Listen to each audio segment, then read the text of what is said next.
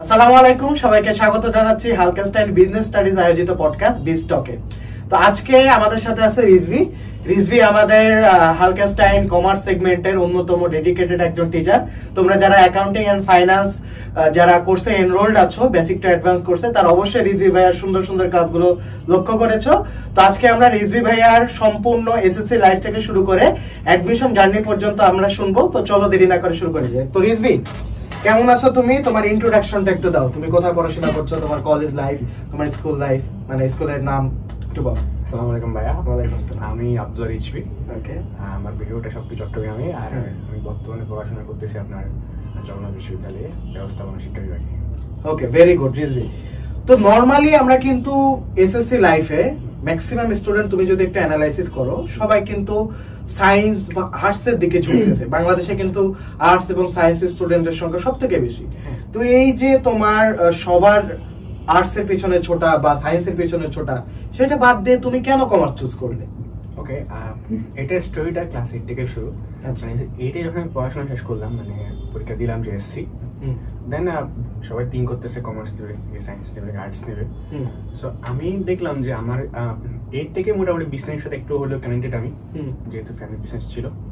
So আমি ভাবলাম যে বিজনেসের পার্টগুলো আমাকে খুব বেশি মোটিভেট করে বা আমি খুব ইন্টারেস্টেড। এবং ওই সময়ে আমি হার্ভার্ড বিজনেস স্কুলের নাম খুব জানতাম। সো ওই টাইমে হলো কি যে আমি জানতাম না যে তখন তো অনেক ইম্যাচিউর বলতে পারেন বা বাচ্চা ছিলাম, যে এইটার একটা বাচ্চা।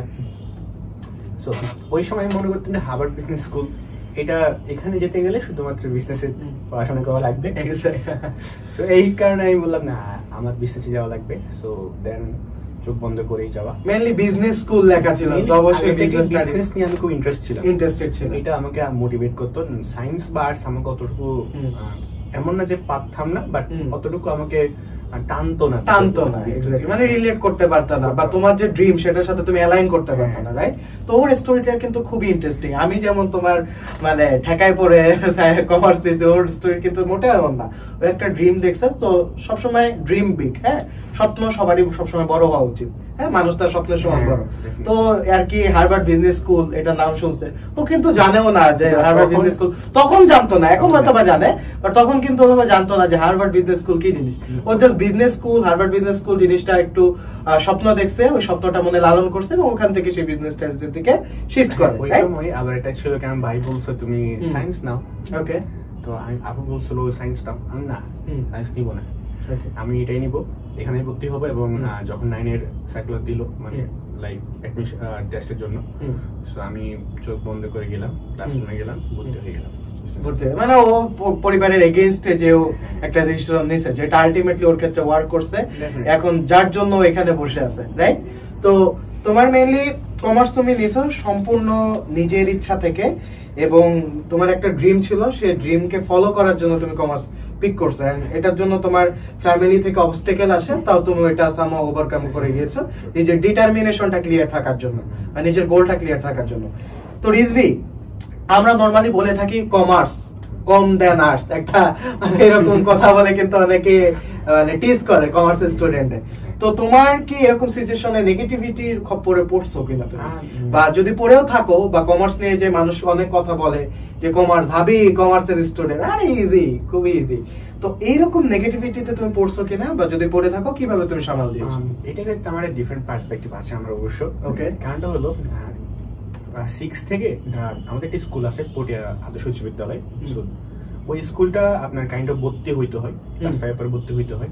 সো পটিয়ার মানে চিটাগং পটিয়া উপজেলা মেইনলি যারা ওখানে টিকে, প্রত্যেক বাবা আমার স্বপ্ন থাকে ওখানে পড়াবে। ওকে, যেমন নয়ডামে যে হাইপটা আছে, ওইটা আর কি ওখানকার বেস্ট স্কুল, বয়েজ স্কুল, ওকে মেইনলি বয়েজ স্কুল, সরকারি স্কুল। হ্যাঁ, সরকারি বলা যায় না, বাট সরকারি না হলেও ওটা সবচেয়ে হাইস্ট, মানে নটর ডেমের মতো। নটর ডেম যেমন সরকারি না হলেও কলেজের মধ্যে বেস্ট।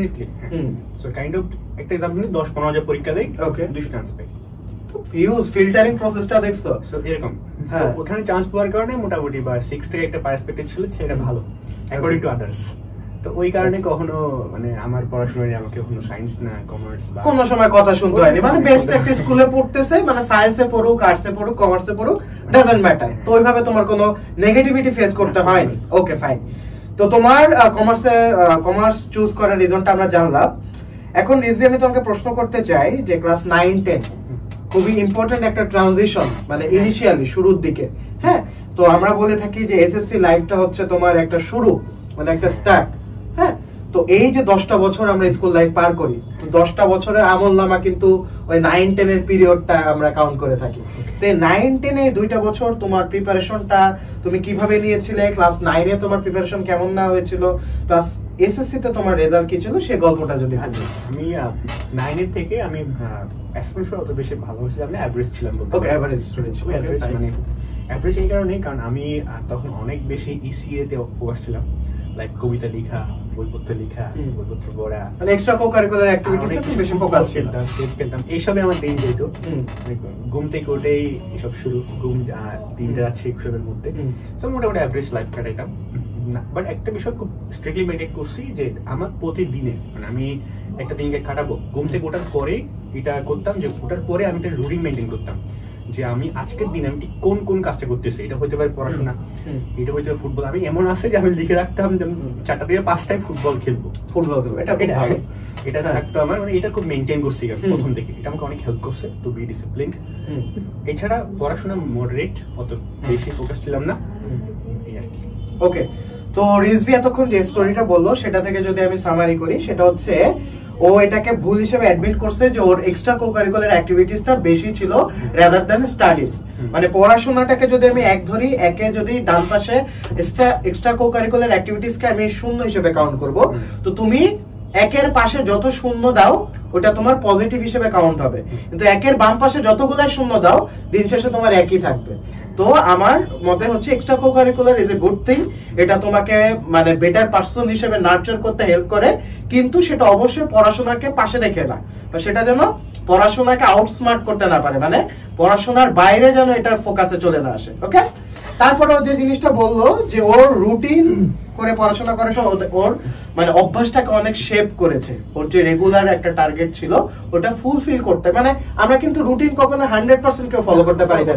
এটা হতো কি যে আপনার প্রথম দিকে যখন শুরু করলাম 9 থেকে শুরু করা, এটা আমার ভাইয়ের একটা মোটিভেশন ছিল আমার প্রতি। আমার লাইফে আমার ভাইয়ের আমাদের সবচেয়ে বেশি ছিল। ভাইয়া বলতো যে তুমি একটা রুটিন মেইনটেইন করো। সো প্রথম দিকে ভাইয়া এটাকে আপনার অবজারভেশন করতো কি করি না করি। সো কারণটা সব ভাইয়া এমন ছিল যে ভাইয়া ছিল না যে তুমি খেলতে যাবো না, পড়াশোনা একদম পড়ো, এমন ছিল না। ভাইয়া বলতো তুমি পড়াশোনা করো, এটাও করো, সবকিছু মেনটেন করো তুমি।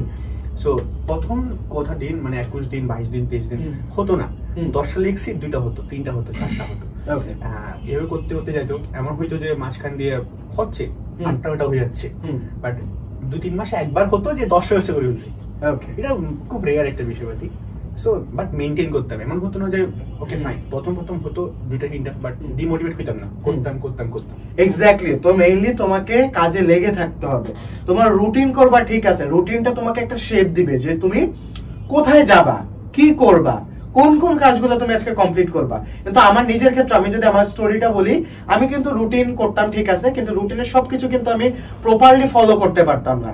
রুটিন করছি কিন্তু ওটা দেখা যেত ফার্স্ট উইকে আমি 30% আর 40% মানে ফলো করতে পারতেছি, তারপরে গেল, কিন্তু আমি কিন্তু কাজ করা থামাইনি। রুটিনে যা যা আছে ওগুলো কিছু হলেও টাচ করা ট্রাই করছি। যে রুটিনে আছে আজকে আমি মানে 3টা বোর্ড কোশ্চেন সলভ করবো, তো আমি 3টা বোর্ড কোশ্চেন সলভ করতাম, 3টা না পারলে একটা করতাম অ্যাটলিস্ট, কিন্তু বোর্ড কোশ্চেন আমি সলভ করতাম। ঠিক আছে, তারপর ধরো রুটিনে ছিল যে আমি ক্রিকেট খেলতে যাবো, ক্রিকেট খেলতে গেছি, মানে টাইম ছিল ধরো 2 ঘন্টা, হ্যাঁ, বা আমি অ্যাটলিস্ট 30 মিনিটস হলো ক্রিকেট খেলে চলে আসছি। মানে যেই গুলো আমার টাস্ক ছিল ওই টাস্ক গুলো একটু হলেও ফুলফিল করে ট্রাই করতাম। তো ফার্স্ট উইকে পারিনি, সেকেন্ড উইকে পারিনি, থার্ড উইকে পারিনি, বাট দেখা যাচ্ছে যত টাইম মানে যাচ্ছিল সাথে সাথে আমার অ্যাকিউরেসি লেভেলটাও বাড়তেছিল, রাইট? তো এটা আমি মোটামুটি বিলিভ করি যে সবার ক্ষেত্রেই সেম, যে কনসিস্টেন্সি তোমার একদিন আসে না, ওভারনাইট আসে না। যত তুমি এটার উপর কাজ করবা, যত এই জিনিসটা আঁকড়ে ধরে রাখবা, ওটা তোমার অটোমেটিক হ্যাবিটে পরিণত হয়ে যাবে। কারণ তোমাকে বলে দেওয়া লাগে না ঘুম থেকে উঠে দাঁত ব্রাশ করো, কেউ বলে দেয়, কিন্তু তুমি ঘুম থেকে উঠে কিন্তু অটোমেটিক্যালি দাঁত ব্রাশ করো, বা তুমি কলেজে চলে যাও, স্কুলে চলে যাও। তো এটা রেগুলারলি একটা প্রসেসের মধ্যে দিয়ে তোমার হ্যাবিট বিল্ড আপ করতে হয়। তো এটার জন্য রুটিনটা ইম্পর্টেন্ট একটা ফ্যাক্টর। ওকে ফাইন, রিজভি, তো আমরা তোমার 9 এর যে লাইফটা ছিল সেটা বুঝলাম যে তোমার একজন গুড মেন্টর ছিল যেটা তোমার বড় ভাই, প্লাস তুমি হচ্ছে রুটিন করে পড়াশোনা করতা। তো ক্লাস 10 এ তুমি কিভাবে এক্সামের প্রিপারেশন নিয়েছিলা এবং তোমার রেজাল্ট কেমন ছিল এবং এক্সামের আগে তুমি এক্স্যাক্টলি কিভাবে পড়তা? আচ্ছা, এটা ছিল আমার মেইন প্রিপারেশন শুরু হয়েছিল আপনার এসএসসির আপনার ক্লাস 10 এর হাফ ইয়ারলির পরে। ওকে ওকে ওকে, আমি হাফ ইয়ারলির পরে অনেক পড়ছিলাম, প্রচুর পড়ছি আমি। কামব্যাক, হ্যাঁ, আমার একটা বিষয় ছিল, এটা হলো কি আমি সবসময় একটা রুটিন বেস করতাম, একটা রোড ম্যাপ সেট করতাম যে এতদিনে এই শেষ করতে হবে। সো দেন আমার টাইম ছিল 5 মাস, আমার যদি মনে পড়ে। সো 5 মাসের মধ্যে আমি সেট করলাম না আমি প্রথম 2 মাসে টেস্ট করবো, 3 মাসেই করবো। হ্যাঁ, তো মেনটেন করতাম, হাতে লিখতাম, খাতা ছিল আমার, খাতা লিখতাম, আমি এটা করছি। করার পরে পড়াশোনা শুরু করছি যে, এবং প্রতিদিন আমি কোনটা চ্যাপ্টার মানে কোন সাবজেক্ট পড়বো না, ওই সাবজেক্টে ঠিক কোন চ্যাপ্টার পড়বো ওটাকে খুব স্ট্রিক্টলি মেনটেন করা শুরু করলাম। So mainly routine based discipline হওয়া যেটাকে বলে, ডিসিপ্লিন হলাম। দেন এভাবে করতে এসে পরীক্ষা দিল, রেজাল্ট ভালো হইলো মোটামুটি। একটা আমার জিপিএ ছিল 4.67। ওকে, বাট এরপরে ছিল যে রেজাল্ট দিল ফাইন। সো দেওয়ার পরে যেটা সবচেয়ে বেশি ট্রিগার করছে আমাকে, এটা হলো যে আমাদের যদি এসএসসি-তে সেটার দিকে ভালো পড়াশোনা করছিলাম। তো ভালো পড়াশোনা করলে যা হয় একটু কাইন্ড অফ হয় যে আচ্ছা গুড স্টুডেন্ট ভাইব দেয়, ওভার কনফিডেন্সটা চলে আসে, দেয় একটা গুড স্টুডেন্ট ভাইবও দেয়, গুড স্টুডেন্ট ভাইব। হ্যাঁ, ওকে ফাইন। তো এখন যখন রেজাল্ট রেজাল্টের ডে মানে যখন দিল, আমার বন্ধু বান্ধব সবাই রেজাল্ট দেখতে গেল, শকড সবাই। তো সবাই দেখার পরে সো হইলো কি যে আমি কল দিল এই জিপিএ কত, তো আমি বললাম 4.67। ওকে, ওইখানে ওরা সবাই প্লাস পাইছে, তখন খুব টপ নো চিটাগং বোর্ডে রেজাল্ট করছে, চিটাগং বোর্ডে ম্যাক্সিমাম স্কুল থেকে অনেক ভালো করছে। সো বাট আমি হইলাম না, এবং ওরা বলছে ওকে ফাইন ঠিক আছে। So it was a big turning point from your side. Okay, সেটা আমি ট্রাই করছি, আচ্ছা আমি হইনি, অথচ ওরা আমার সঙ্গে থাকে পরে সবকিছু ওদের হয়ে গেছে, আমি কেন না। সো এটা কাইন্ড অফ আমার জন্য একটা হিউমিলিয়েশন ছিল। সো ওকে ফাইন, দেন ওরা আলাদা করে ফেললো ওদেরকে, আমি একা হয়ে গেছিলাম। সো এটা আমাকে না, আমি তখনই ওদিনই চিন্তা করছি যে আমার এসএসসি তে যদি কেউ চান্স পাই আমি হবো, মানে পুরো একটা কাইন্ড অফ মাইন্ডসেটের মধ্যে চলে আসছে। সো এরপর থেকেই প্রিপারেশন নেওয়া শুরু। ওইটা স্টোরিতে রিভিউ আমরা আসবো। তো তোমরা যদি ওর স্টোরিটা অ্যানালাইসিস করো এই পর্যন্ত, যে দেখবা ও কিন্তু পড়াশোনা করেনি এমন না, অবশ্যই পড়াশোনা করছে, একটা প্রিপারেশনের মধ্যে ঢুকছে। ওর প্রিপারেশনটা কিন্তু তুমি একটু খেয়াল করে দেখবা হাফ ইয়ারলির পরের থেকে শুরু হয়। আমার মতে ইটস টু লেট, আমার personal opinion it's too late. কারণ 9-10 এর প্রিপারেশনের বেসটা ক্রিয়েট হয় কিন্তু 9 এ, আর 10 এ জাস্ট এক্সিকিউশন পর্যায়ে আমার মতে, ঠিক আছে? কারণ আমি 9 এ কিন্তু আমি যখন 8 থেকে 9 এ শিফট করি, 8 এ আমার রোল ছিল 245, 9 এ হয় ডিরেক্ট রোল 1 হয় আমার। তো এটার পিছনে একটা কারণ ছিল, আমার আব্বু আমাকে এসে বলছিল যে পিএসসি তো তোর কোনো ভালো খবর পেলাম না, জেএসসি তো তোর কোনো ভালো খবর পেলাম না, মানে আমার প্রত্যেকটা কলিগ এর মিষ্টি আমি খেলাম, কিন্তু তোর এমন কোনো ভালো উপলক্ষ আমাকে ক্রিয়েট করে দিতে পারলি না যেটার জন্য আমি কাউকে মিষ্টি দিব, আমার ছেলে যে আছে সেটা আমি ফিলই করতেছি না। তো ওইটা আর কি আমার হিট করে, প্রত্যেকটা মানে স্টোরির মধ্যে দেখবে এরকম কিছু ট্রিগারিং পয়েন্ট থাকে। তো আমার ক্ষেত্রে ট্রিগারিং পয়েন্ট ছিল আমার ওই জিএসসি লাইফটা।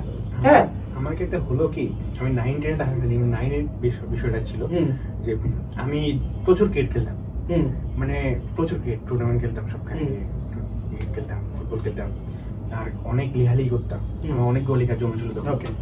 এইসব যেটা আমি বললেন না যে একের সাথে যতই সুন্দর আসলে বাড়বে, আর আগে সুন্দর রাখলে সবই সমস্যা। তো মেইনলি এক্সট্রা কো-কারিকুলার অ্যাক্টিভিটিসটা অনেক বেশি হ্যাম্পার করতাম।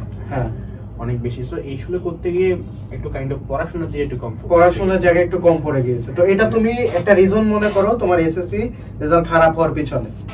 তো তোমার ট্রিগার পয়েন্ট ছিল, ট্রিগার পয়েন্টে তো আমরা প্রবেশ করলাম যে এসএসসি তে দেখলা তোমার সব ফ্রেন্ডের রেজাল্ট ভালো, বাট তোমার রেজাল্ট খারাপ, তোমার যে সাডেন একটা ফল হলো, ডাউনফল হলো ইমোশনাল সাইড থেকে, যে আরে আমার ফ্রেন্ড এত ভালো করতেছে, আমাকে সব আলাদা। সব থেকে প্যাথেটিক পার্ট হচ্ছে যে যারা জিপিএ 5 পাইছে তারা আলাদা হয়ে গেছে, রাইট?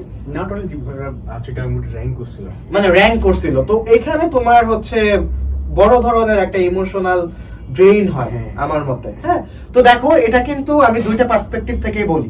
হ্যাঁ রিজভি, তো মেইনলি যারা ভালো রেজাল্ট করে তো তাদের ক্ষেত্রে সাইকোলজিটা এমন থাকে যে সেলিব্রেট তারা করে, এটা অটোমেটিক্যালি ন্যাচারালি হয়ে আসে যে তুমি জিপিএ 5 পেলা, তুমি সেলিব্রেট করতেছো। তো সেলিব্রেট কিন্তু তোমাকে নিয়ে করতে পারবে না, রাইট? কিন্তু আমার ক্ষেত্রে আমি পার্সোনালি যেই সিচুয়েশনটা ফেস করছি, আমার একটা ফ্রেন্ড, আমি তো এসএসসি তে ঢাকা বোর্ডে 7th হই, তো 9-এ আমার রেজাল্ট 245 থেকে 1 হয়। তো এসএসসি তে যখন ভালো রেজাল্ট হলো, তো আমার অনেক ভালো অনেক ক্লোজ ফ্রেন্ড ছিল যে একসাথে খেলাধুলা থেকে শুরু করে সবকিছু, ওরা এ প্লাস পায়নি। তো এ প্লাস না পাওয়ার পরে আমার মনটা ইনিশিয়ালি, সত্যি কথা মনটা ভেঙে গেছে, তো আমি আগে ওকে ফোন দিছি কিন্তু ও ফোন পিক করেনি। 3বার 4বার 5বার 6বার যখন ফোন দিছি তখন বলছে তোর আর কি, তুই তো পেয়ে গেছিস। ও নিজেই কিন্তু নিজেকে ডিস্টেন্স করে নিচ্ছে, ঠিক আছে। তো তারপরে আমার মন টন খারাপ হয়ে গেছে। আমি যে ছবি টবি তোলা বা সেলিব্রেট করে, হ্যাঁ আমি মিষ্টি টিষ্টি দিচ্ছি, মন তো খুশি দিক দিয়ে, আর এক দিক দিয়ে মন খারাপ যে আমার খুব কাছের কিছু ফ্রেন্ড এ প্লাস পাইনি। তো দেখলাম ও নিজেই নিজেকে সাইড করে দিচ্ছে, মানে আমি যে মানে ওকে অ্যাভয়েড করতেছি এরকম না, ইগনোর করতেছে এমন না, কিন্তু নিজে নিজেকে সাইড করে দিচ্ছে। তো দেখো দুইটা স্টোরি দুই রকম। আর ইভেন আমার যে এসএসসি রেজাল্ট ভালো হয়েছে, এটার জন্য আমি পরবর্তীতে ইন্টার লাইফে যে ভুগছি। আর যারা হচ্ছে এসএসসি, আমার যে ফ্রেন্ডটা এসএসসি রেজাল্ট খারাপ করছিল, ও কিন্তু ইন্টার লাইফে কামব্যাক দিছে। তো আমি আশা করতেছি এবং আই এম প্রিটি শিওর যে তোমারও কামব্যাকের স্টোরি অপেক্ষা করতেছে। So I am excited about that. তো এখন তো এই যে একটা তোমার ডাউনফল হলো, ইমোশনাল ডাউনফল হলো, যে তোমার সব ফ্রেন্ডরা বোর্ড র্যাঙ্ক করছে, তুমি তো প্রিপারেশন খারাপ না জানি, তো তোমার মানে ইমোশনালি একটা বড় ধরনের ধাক্কা তুমি খাইছো। তো এইটা থেকে তুমি কিভাবে কামব্যাক করলা এবং তোমার এইচএসসি এর ফার্স্ট ইয়ারটা তুমি কিভাবে কাজে লাগাইছো? আচ্ছা, ফার্স্ট ইয়ারে বলার আগে বলি যে আমার এসএসসি এক্সামের পরে, এত যাওয়ার পরে দেন একটা টাইম ছিল, 3 মান্থের টাইম ছিল, আমার কিন্তু মনে আছে। তো তখন আমার আবার একটা কি ছিল যে এটা নেটওয়ার্ক ছিল, কাইন্ড অফ সবার সঙ্গে কথা বলতে পারতাম। সো অনেক পরিচয় ছিল যারা ঢাকা ইউনিভার্সিটিতে পড়াশোনা করে। সো আমি তখনই রাখলাম যে বিশেষ করে ভাইয়া হেল্প করছে অনেক এখানের মধ্যে। আমি ওদের সঙ্গে কথা বলা শুরু করলাম যে আচ্ছা আপনারা এখানে পড়ে, তখন আমি ঢাকা নামে জানতাম না। সো ওদের সঙ্গে পরিচয় হওয়ার পরে দেন ওনারা কিভাবে প্রিপারেশন নিচ্ছে, ঢাকা ইউনিভার্সিটি ওদের কিছু একটা বাংলাদেশে আসছে, আইবিএ বলতে কিছু আছে, এবং ওখানে গেলে বিজনেস স্টাডিজের জন্য আইবিএ, ঢাকা ইউনিভার্সিটি এগুলো একটু কাইন্ড অফ একটা হাইপড বিষয় বলা যেতে পারে। তো আমি দেন প্ল্যান করলাম যে আমার ওখানে যাওয়া লাগবে এনি কস্ট, ওকে যা করা লাগবে, ঠিক আছে। সো এরপর ওনার সাথে কথা বললাম, হ্যাঁ ওনারা কিভাবে প্রিপারেশন নিছে, হ্যাঁ ইউনিভার্সিটি ক্যাম্পাস লাইফ কেমন হয়। সো ওনাকে অনেক এখন যে লাইফ লিড করতেছি তখন ওনারাই বলতো, ওটা তখন তোমার কাছে ড্রিম ছিল, ওটা আমাকে অনেক বেশি একটা চারা গাছের মতো ছিল, একটা ব্রিজের মতো ছিল। আমি তখন ভাবলাম আচ্ছা ক্যাম্পাস লাইফ এমন হয়, মানে এটা তো অনেক, এটা আমি ঘুরতেছেন ফিরতেছেন, হ্যাঁ পড়াশোনা করতে সবকিছু একসাথে হচ্ছে। সো এটা কাইন্ড অফ একটা ড্রিমি, ঠিক আছে। সো এটা আমি করলাম কি যে তখনই এটা ফাইন। আর এরপরে আমি ট্যুর দিছিলাম এই 3 মাসের মধ্যে রিফ্রেশমেন্টের জন্য। ওভারঅল ইনিশিয়াল যে তোমার একটা নেগেটিভিটি ফেস করতে হয়েছে, ফ্রেন্ডের থেকে তুমি আলাদা ডিটেইলস হয়ে গেছো, ওটা থেকে তোমার যত মাইন্ডের রিফ্রেশমেন্টটা আসে, প্লাস তুমি তোমার গোলটার মানে গোলের ক্ষেত্রে তুমি যেন এক্সিকিউশন করতে পারো, বা তুমি তোমার গোলটা অ্যাচিভ করার জন্য যেন ফুল রিদমে শুরু করতে পারো, এই জন্য তুমি একটা ইনিশিয়াল ব্রেক নিয়েছিলা, এই জন্য তুমি ট্যুরে মানে গিয়েছিলা। ওকে ফাইন, তারপর দেন এসএসসি লাইফ শুরু। এসএসসি যেদিন আচ্ছা ভাই দেবো আমার 3 মাসে আমি ফেসবুক অ্যাকাউন্ট খুলছিলাম একটা, ওকে যদিও ইটস মাইনর পার্ট, বাট আমি যেদিন আপনার ভর্তি হইলাম এসএসসি তে, কলেজে ভর্তি হইলাম, আমি ওই দিনই ফেসবুক অ্যাকাউন্ট ডিএক্টিভেট করে দিয়েছিলাম, okay for the 9 months. Next 9 month আমি ইউজই করি নাই। এটা কিন্তু হিউজ একটা শিক্ষণীয় একটা বিষয়। আমি দেখলাম আসলে এটা আমাকে ডিস্ট্র্যাক্ট করতেছে, কাইন্ড অফ এমন হচ্ছিল আমি 10 ঘন্টা আমি ফেসবুকে ইউজ করতেছি, এটা কোনো কাইন্ড অফ আমি কোনো ভ্যালু টাইম ওয়েস্ট। দেন আমি আমার এসএসসি শুরু থেকে আমি ক্রিকেট খেলা, ফুটবল খেলা, তারপর আমার যত ইসিএ ছিল সব বন্ধ করে দিই, সব বাদ দিই, মানে বন্ধ, ঠিক আছে, একটা বাকি নেই। দেন আমি প্ল্যান সেট করলাম যে বই সব কিনলাম, হ্যাঁ কলেজে আমাদের বই সাজেস্ট করলে কোনটা কিনতে হবে না করতে হবে, বই কিনলাম। বই কেনার পরে দেন আমি আপনার মানে রুটিন সেট করলাম যে না আমার কমাসের মধ্যে কি করতে হবে না করতে হবে, পুরো একটা রোড ম্যাপ করলাম। দেন আমি 9 মাসে টায়ার করছিলাম। 9 মাসের মধ্যে আমার সব আমাদের যে শর্ট ছিল পরীক্ষা হয়েছিল, আমি ফুল সিলেবাস পড়ছিলাম, যদিও আমার ফুল সিলেবাসে প্রিপারেশন নিয়েছি, আমার ফুল সিলেবাস টোটালি কমপ্লিট আমার, ঠিক আছে। তারপর আমি তখন একটা বিষয় হলো যে তখন একটা পার্ট হলো যে আমি দেখলাম পটিয়ার মধ্যে, যেটা পটিয়া ছিলাম, তো পটিয়ার মধ্যে আপনার সবচেয়ে ভালো কারা, অ্যাকাউন্টিং কারা ভালো পড়ায়, ম্যানেজমেন্ট কারা ভালো পড়ায়, ঠিক আছে, টিচার কারা আসলে প্রাইভেট ব্যাচে। সো ওই ভালো টিচারগুলো মেনলি ইংলিশ, অ্যাকাউন্টিং, ফাইন্যান্স, এই 3টার জন্য আমি সবচেয়ে ভালো টিচারদের প্রাইভেট ব্যাচে ভর্তি হয়েছিলাম, যাতে করে ভালো গাইডলাইন পেতে পারি আমি। সো এটাই দেন প্রিপারেশন শুরু করা।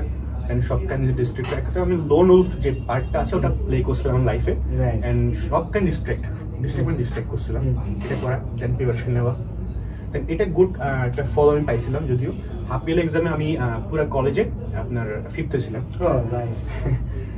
মানে ভালো একটা কামব্যাক ছিল। এখানে একটা পার্ট ছিল, এটা আমাকে অনেক মোটিভেট করছিল, কারণ আমাদের সময় এসএসসি তে চিটাগং বোর্ডে 300টা প্লাস পাইছিল আমার মনে আছে সবকিছু। তো 300 এর মধ্যে আপনার ম্যাক্সিমাম 200টার মধ্যে 200 জন মতো স্টুডেন্ট পড়ে এগুলো যে ভর্তি হয়েছিল। ওকে, দেন আমার টার্গেট ছিল আমার এখানে ভালো ভর্তি হবে, অ্যাক্সেসিবিলিটি এখানে আছে, ঠিক আছে। সো আমি 5th হওয়ার পরে 5th হওয়ার পরে টপারদের মধ্যে তুমি 5th র‍্যাঙ্কিং। হ্যাঁ 5th। এটা তোমার জন্য একটা কনফিডেন্সটাকে অন্য লেভেলে নিয়ে যায় যে না এই 200 এর মধ্যে যেহেতু আমি 5th, আমি ভালো কিছু করতে পারবো। ওকে, আমরা নেক্সট ফেজে চলে যাব, কিন্তু ও এতক্ষণ যেটা বললো সেটা যদি আমি সামারি করি, ও প্রথমে ওর যে নেগেটিভ পিরিয়ডটা ছিল ওটাকে ও একটু মেন্টাল রিফ্রেশমেন্টের জন্য ট্যুর দিয়ে কাটাইছে, তারপরে ওর গোল সম্পর্কে জানা শুরু করে। এটা কিন্তু খুবই ইম্পর্টেন্ট যে তোমাকে তোমার অপরচুনিটি সম্পর্কে জানতে হবে, যে ঢাকা ইউনিভার্সিটি কি জিনিস, প্লাস হচ্ছে আদার যে অপরচুনিটি গুলো আছে আইবিএ কি জিনিস, এগুলো আস্তে আস্তে এক্সপ্লোর করা শুরু করে। প্লাস ওর কিন্তু একটা গুড মেন্টর ছিল যেটা ওর বড় ভাই। তারপর ও কিন্তু, এটা খুবই ইম্পর্টেন্ট একটা পার্ট, ও কিন্তু সোশ্যাল মিডিয়া থেকে নিজেকে ডিস্ট্রাক্ট করছে, কারণ এই জিনিসটা ওকে ডিস্ট্রাকশনের মধ্যে রাখছিল। ওর পড়াশোনা একটা অ্যাগ্রেসিভনেস আসছে, ও কিন্তু 9 মাসের মধ্যে সিলেবাসটা কমপ্লিট করে দিছিল। তো এখানে দেখো ও কিন্তু অভ্যাসটাকে বদলাইছে। প্রথমত ওর এক্সট্রা কারিকুলার অ্যাক্টিভিটিসে সময় দিত, ওইটাও বাদ দিছে, প্লাস সোশ্যাল মিডিয়াও বাদ দিছে। এটা কিন্তু খুব মানে বলতে যত সোজা, এটা করা কিন্তু ততটাই টাফ। কারণ আমি এটা রিলেট করতে পারি ওর সাথে, কারণ আমি অনেক কিছু স্যাক্রিফাইস করছি। আমার আব্বু এসে আমাকে বলতো মানে পড়াশোনাকে আর কেউ পৃথিবীতে করে না, তুই এখানে দাওয়াত খেতে যাচ্ছিস না। আমি দাওয়াত খেতে যেতাম না, আমার ফ্রেন্ডের সাথে 5টা মিনিট আড্ডা দিতাম না। আমার রিফ্রেশমেন্টের ওয়ে ছিল আমি জাস্ট 5 ওয়াক্ত নামাজ পড়তাম, 5 ওয়াক্ত নামাজ পড়ে এসে একটু হাঁটাহাঁটি করে আসতাম, এতটুকুই। বাকি সব গোল্লায় যাক, দুনিয়া একদিক, আমার মনে করো গোল আর একদিক। এট এনি কস্ট আমি কনসিস্টেন্সি মেইনটেইন করব, এট এনি কস্ট আজকের যে রুটিনে যে পড়াটা ওটা আমি কমপ্লিট করব। তো ডিস্ট্রাকশনটা তোমাকে বাদ দিতে হবে। এখন ডিস্ট্রাকশন বাদ দেওয়ার দুইটা ওয়ে আছে, একটা হচ্ছে কন্ট্রোল করে আর একটা হচ্ছে কমপ্লিটলি অ্যাভয়েড করে। আমি অ্যাভয়েড করে চলার দলে, তার কারণ আমি জানি যে আমি কন্ট্রোল করতে পারবো না। আমি ফোন নিলে হ্যাঁ একটু গান শুনতেছি, একবার যে সোশ্যাল মিডিয়াতে ঢুকবো আবার হুট করে দেখবো 2 ঘন্টা নাই। কিন্তু আমি যেহেতু কন্ট্রোল করতে পারতেছি না, তো এই জন্য আমি একটা কাজ করছিলাম যে আমি আমার আম্মুর কাছে ফোন দিয়ে রাখতাম, আম্মু আলমারিতে লক করে রাখতো, এক ঘন্টার জন্য আমাকে দিত, 1 ঘন্টা পরে আম্মু ফোন দিয়ে দিত। যেহেতু আমি কন্ট্রোল করতে পারতেছি না, সো আমাকে এটা অ্যাভয়েড করতে হবে। তো তুমি অ্যাভয়েড এর জিনিসটাই পালন করছো। এখানে একটা বিষয় আছে, হ্যাঁ, আমি যে ব্যাচগুলোতে ভর্তি হয়েছিলাম, ফাইন্যান্স বলেন, ইংলিশ বলেন বা অ্যাকাউন্টিং বলেন, মিলে ইংলিশটা আর ফাইন্যান্সটা আমাকে অনেক হেল্প করছে টিচাররা। ওকে, ওই ইংলিশ কোচিং এ আমরা চিটগং এর সবচেয়ে ভালো স্টুডেন্টরা পড়তে আসতো। তো এবং টিচারও অনেক কাইন্ড অফ এমন ছিল যে স্যার এমনও ছিল যে আপনি ভালো করতেছেন না, আপনাকে নেক্সট ডে বলতো তুমি আজকে পড়তে এসো না। উনি অ্যাগ্রেসিভ ছিলেন, কাইন্ড অফ সবচেয়ে ভালো টিচার ছিলেন একজন। সো ওখানে যখন ডে বাই ডে আমাদের ভালো করতেছিল, সবার সঙ্গে মিশতেছিলাম, সবাই কেমন চিন্তা করে, সবাই কেমন কম্পিটিশনের জন্য কেমন প্রিপারেশন নিচ্ছে দেখতেছিলাম জিনিসগুলো। সো ওটা অনেক হেল্প করছে যে আইডেন্টিফাই করতে আমি কোথায় আছি, আমি দিচ্ছি তোমার পজিশনটা, আমি যাই প্রিপারেশন নিচ্ছি ওটা অ্যাকচুয়ালি কতটুকু ইনাফ, এটা আমাকে হেল্প করছিল। সো অ্যাস্ট্রো এটার জন্য আলটিমেটলি একটা ভালো হওয়া। দেন সবচেয়ে বিগ পার্ট যেটা হেল্প করছে, আমি যে 9 মান্থে প্ল্যান নিয়েছিলাম, 9 মান্থ আমার সব বই শেষ করতেই হবে, হোয়াট এভার সিচুয়েশন ইজ, এবং আমি 9 মান্থের মধ্যেই শেষ করছি। এটা আমাকে অনেক first year second year both না, শুধু ফার্স্ট ইয়ার, প্রথম 9 মাসের মধ্যে ভর্তি হওয়ার প্রথম 9 মাসের মধ্যে আমার পুরো সিলেবাস কমপ্লিট ছিল। সিলেবাস বলতে কি, মানে ফার্স্ট ইয়ার প্রথম পত্র দ্বিতীয় পত্র? ডেফিনেটলি। ওকে, এটা তো তাহলে এটা আমার জন্য বড় একটা টার্নিং পয়েন্ট ছিল তোমার জন্য। আমাকে কাইন্ড অফ কনফিডেন্স একদম টপ টিয়ারে নিয়ে গেছিল। টপ টিয়ারে নিয়ে গেছে, আচ্ছা। সো এই টপ টিয়ার দিছিল। আর একটা বিষয় ছিল, আমার একটা মেন্টালিটি গ্রো হয়েছিল যে মানে আমি অনেক সময় ছিল যে কেউ যেমন ভালো করতেছে দেখে আমি ইচ্ছা করে একটা কাইন্ড অফ যুদ্ধ বাড়াইতাম। ওকে, এটা ওয়ার মানে একটা good competition, healthy competition, not personal competition. হ্যাঁ, আমি সবসময় এটা সাজেস্ট করবো যে হেলদি কম্পিটিশন খুব ভালো, বাট এমন কম্পিটিশন করো না যে তোমার অন্য পার্সনটার গ্রোথটা তুমি টেনে ধরতেছো বা ক্ষতি করতেছো, এমন কম্পিটিশন দরকার নাই। হেলদি কম্পিটিশন করো, যে না ও এইভাবে পড়াশোনা করতেছে, আমি আমার বেস্ট আমি দেখে ছাড়বো, আমি আমার বেস্টটা বের করছি। ওকে, তো ফার্স্ট ইয়ারে তোমার হচ্ছে গুড এনভায়রনমেন্টটা একটা বিগ ফ্যাক্টর প্লে করছে। তোমার ওই যে কোচিংটার একটা ফিল্টারেশন প্রসেস ছিল, যে যার ভয় হলেও তুমি পড়াশোনার সাথে ইন্টারেস্ট ছিলা, প্লাস 9 মান্থে তুমি সব সিলেবাস কভার করে ফেলছিলা। একটা বিষয় আমাকে এটা বুঝতে হেল্প করছিল, আমি দেখলাম যে আমি 9-10 এভারেজ ছিলাম। এভারেজ বলতে এটাই বোঝাই, আমি দেখলাম আমার যদি উপরে উঠতে হয় বা টপ টিয়ার রেল করতে হয়, আমাকে দুটো বিষয় হেল্প করতে পারে যে আমার আছে। একটা হলো আমি খুব স্ট্রিক্টলি ডিসিপ্লিন ফলো করতে পারি, সেকেন্ডলি খুব বেশি হার্ড ওয়ার্ক করতে পারি। সো যেহেতু আমি মেধা দিয়ে বলেন বা ওসব দিয়ে অত বেশি যাচ্ছি না, আমি খুব স্ট্রিক্টলি ডিসিপ্লিন ছিলাম। হ্যাঁ ডেফিনেটলি অনেক এটা মেইনটেইন করতে অনেক প্যারা লাগছিল, এটা তো স্বাভাবিক, এটা তো আমরা তো আমার এসএসসি লাইফে টিল নাও আমার কথাগুলো আছে যে আমি ঠিক কোন দিন কি করব না করব, কলেজে পড়বো না, প্রতিটা প্ল্যান আমার রাখা আছে, ইন ডিটেইলস এটা মেইনটেইন করতাম, এটা আসলে কাজে লাগে। দেন আমি মানে প্রচুর হার্ড ওয়ার্ক করছি, প্রচুর হার্ড ওয়ার্ক করছি, আপনার অনেক পড়তাম। দিন শেষে কথা একটাই, জঘন্য রকমের পরিশ্রম। ডেফিনেটলি এটা অনেক এক্স্যাক্টলি।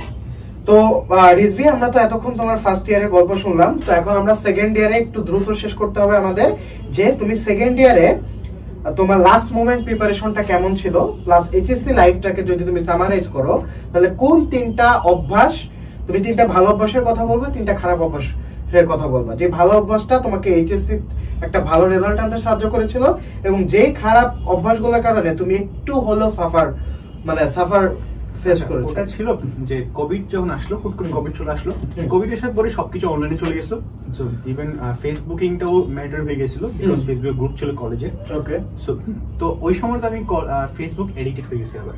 ওকে, এটা আমাকে পিছিয়ে নিয়েছে আবার।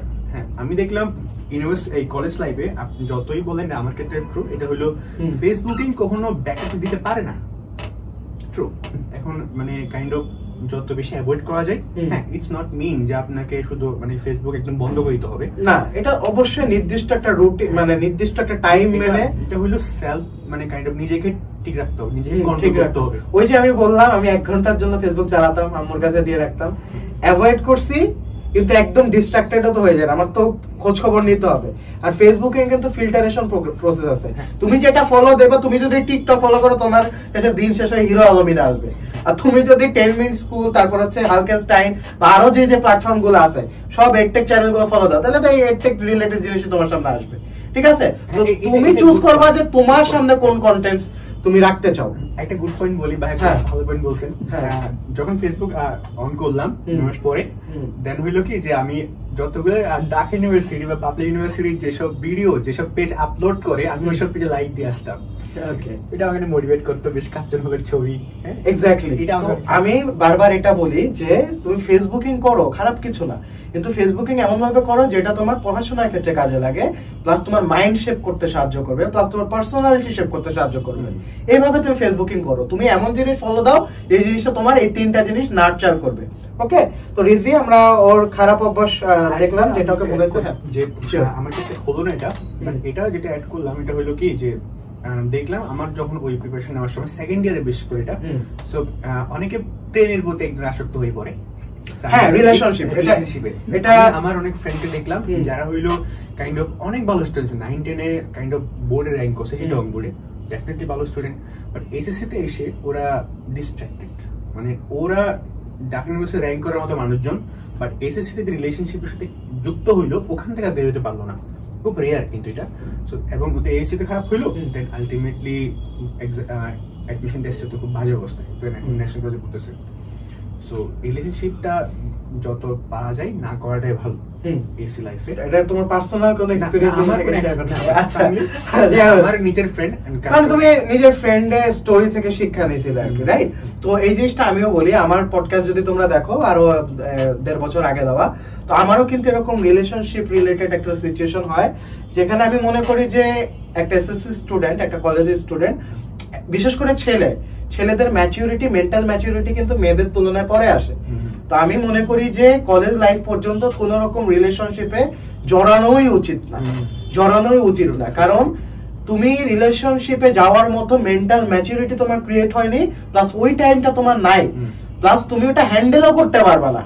তো আমি ম্যাক্সিমাম জিনিসটা দেখছি, ইভেন আমার নিজের ক্ষেত্রেও, যে ওই টাইমটাতে যারা রিলেশনশিপ সিচুয়েশনের মধ্যে গেছে, প্রত্যেকে সাফার করছে রেজাল্টের দিক দিয়ে। হ্যাঁ, 1-2টা তুমি ডিফারেন্ট সিনারিও বলতে পারো, যে গার্লফ্রেন্ড আর বয়ফ্রেন্ড একসাথে পড়ে মানে চান্স পাইছে, একসাথে ক্র্যাক করছে, সেটা ডিফারেন্ট সিনারিও। তুমি মনে রাখতে হবে, বাংলাদেশের 90% স্টুডেন্ট এভারেজ স্টুডেন্ট। তুমি সেই এভারেজ স্টুডেন্টের মধ্যে যদি হও, তাহলে তোমার অবশ্যই যে এক্সেপশনকে এক্সাম্পল হিসেবে নেওয়া উচিত না। ঠিক আছে, এক্সেপশন কখনো এক্সাম্পল হতে পারে না। আচ্ছা, তো রিজভি, আমি একটু ফার্স্ট র্যাপ আপ করবো, তারপরে তুমি, আচ্ছা, ফার্স্ট ইয়ারে গল্প বললা, সেকেন্ড ইয়ারে তুমি লাস্ট মোমেন্টে কিভাবে প্রিপারেশন নিয়েছিলে, এন্ড কমার্সের স্টুডেন্টের জন্য অ্যাকাউন্টিং, ফাইন্যান্স, ম্যানেজমেন্ট কোন সাবজেক্ট কিভাবে পড়বা সেটা একটু ইন শর্টে বলবা। আচ্ছা, অ্যাকাউন্টিং যদি বলি, অ্যাকাউন্টিং এর ক্ষেত্রে দেখা যায় যে এমন না, দেখো না, একটা বইয়ের মধ্যে 100 টপিক থাকতে পারে, 100টা ম্যাথ থাকতে পারে, বাট কোয়েশ্চেন, বোর্ড কোয়েশ্চেনে 100টা ম্যাথ আসবে না। এক্স্যাক্টলি। বোর্ড কোয়েশ্চেন করা হয়, এসির জন্য বলি, বোর্ড কোয়েশ্চেন করা হয় সবার জন্য, 14 লাখ পরীক্ষা সবার জন্য।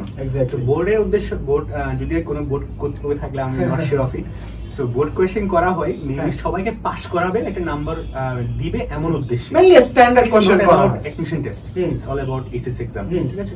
তো ওখানে এসএসসির ক্ষেত্রে হয় কি, অ্যাকাউন্টিং এ আপনি যেই টপিকটা পড়তেছেন সবসময় বোর্ড কোয়েশ্চেন, বোর্ডে কোন টাইপসের কোয়েশ্চেন আসছে, ধরেন আমাদের যে ক্লাসগুলো হয়, আমাদের যে বেসিক অ্যাডভান্স কোর্স বলি, ওই কোর্সে কি পড়ায় আমরা দেখা একটা অধ্যায়, হিসাব বিজ্ঞানের পরিচিতি, ওই অধ্যায়, ওই ক্লাসের বা ওই অধ্যায় থেকে কত টাইপসের ম্যাথ আসতে পারে, 10টা ম্যাথ আসতে ধরেন, ওখান থেকে ঠিক কয় টাইপস ইম্পর্টেন্ট, 5টা ইম্পর্টেন্ট, আমি ওই 5টা শেখাবো।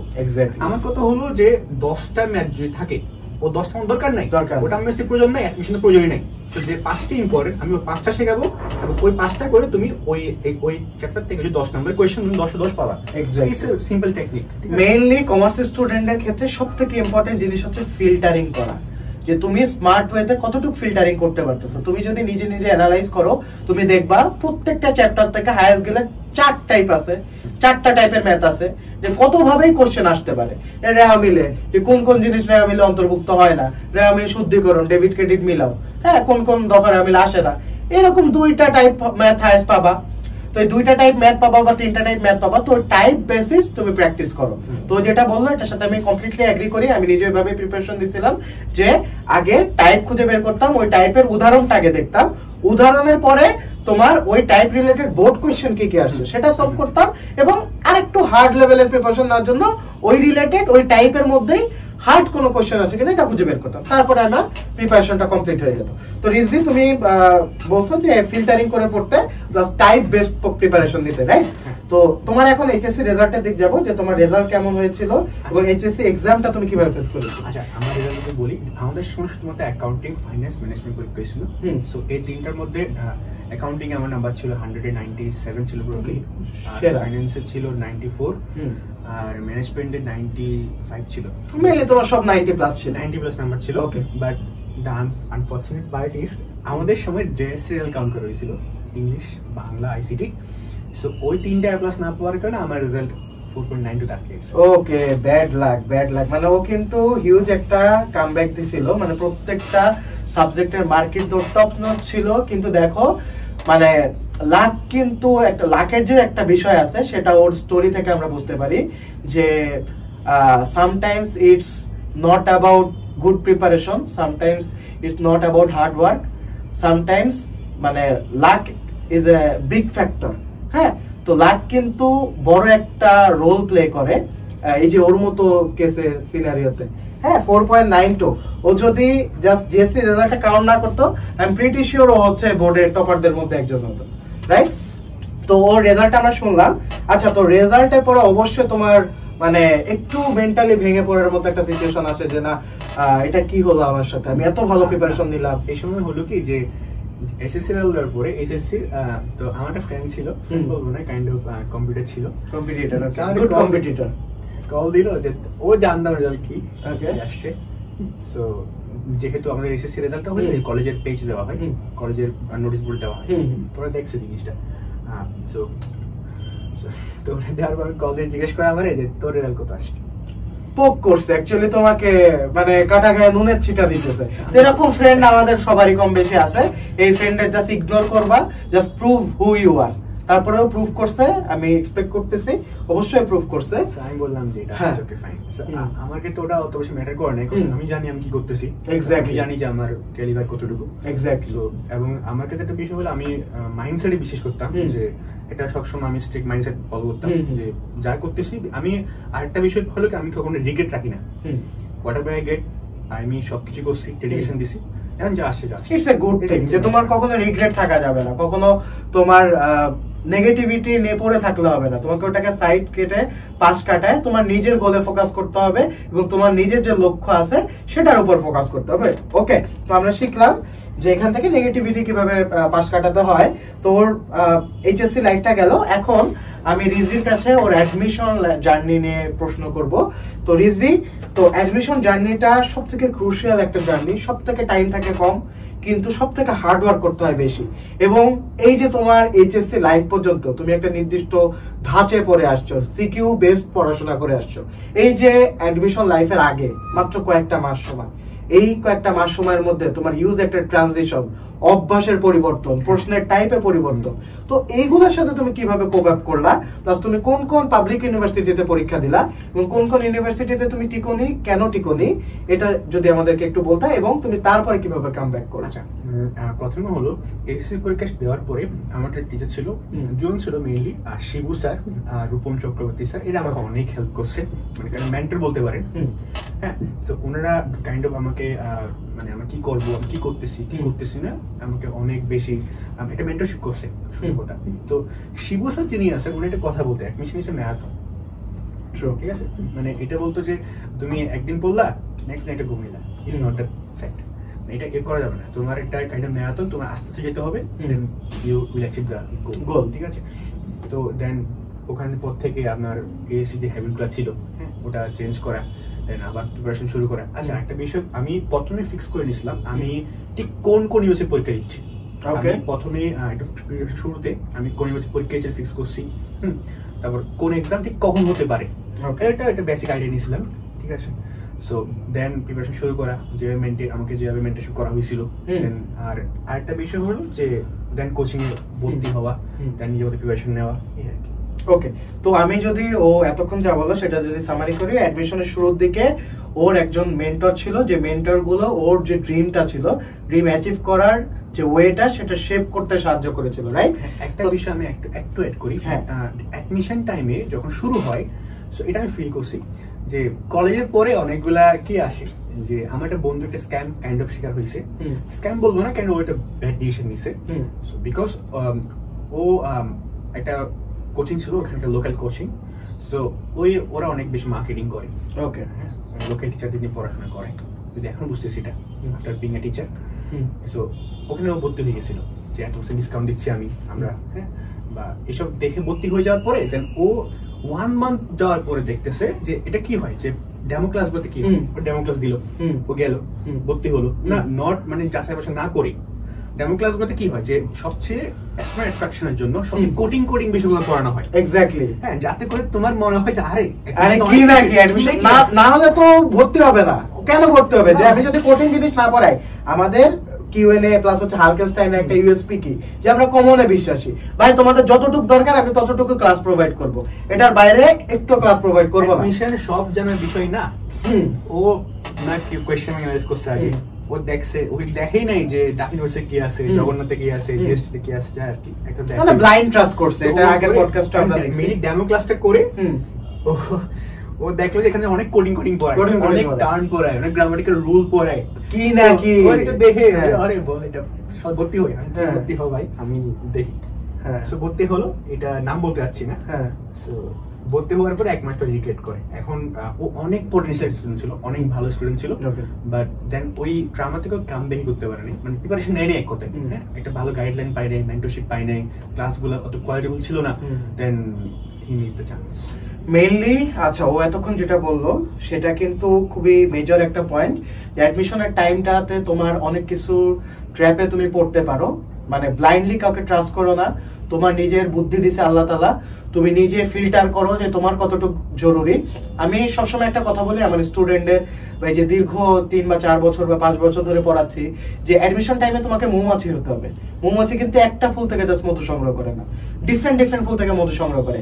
আমি কিন্তু ফার্মগেটে যখন কোচিং এ যেতাম, হ্যাঁ আমি একটা অফলাইন কোচিং এর সাথে অ্যাটাচ ছিলাম, ওই কোচিং এ আমি জাস্ট ওই কোচিং এ পড়তেছি দেখে অন্য কোচিং এর কোনো কিছু আমি নিব না, আমি দেখতাম যে কোন কোচিংটা আমাকে বেস্ট ম্যাটেরিয়াল দিচ্ছে, কোন কোচিংটা থেকে আমি বেস্ট আউটপুটটা পাচ্ছি।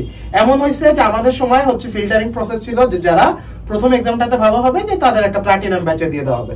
তো আমি প্লাটিনাম ব্যাচে দেখলাম যে একটা বা দুইটা সাবজেক্টের টিচারের পড়াশোনা আমার মাথার উপর দিয়ে যাচ্ছে, আমি কিছু বুঝতেছি না। তো আমি আবার আগের ব্যাচে যে পড়াশোনা শুরু করলাম, যে ব্যাচের পড়াশোনা আমি বুঝতাম, মানে যে ভাইয়ার ক্লাসটা আমি বুঝতাম এক্স্যাক্টলি ওই ভাইয়ের কাছে আমি পড়তাম।